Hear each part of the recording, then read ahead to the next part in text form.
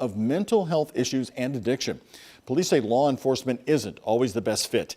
And WHS 11's Grace McKenna tells us where they are finding reinforcements. Hodgenville is a classic small town. They only have about 8 officers on the police force, and soon they're going to be joined by an extra set of helping hands. In LaRue County, calls come in and Hodgenville Police roll out. But it all happens behind the scene and people don't see that. But Police Chief James Richardson says there are some calls they can't handle alone. I am not a fan of sending untrained social workers into police issues.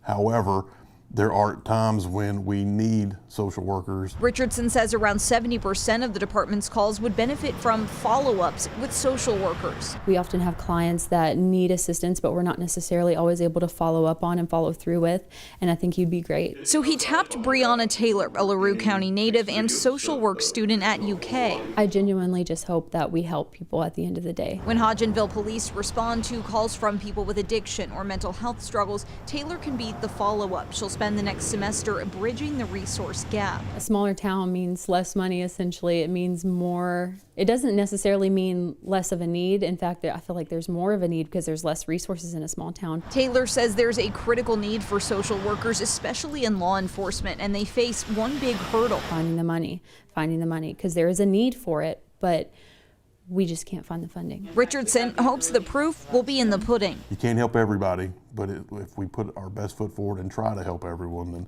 then we can't go wrong. So this pilot program can pave the way for funding for a full-time social worker for the department.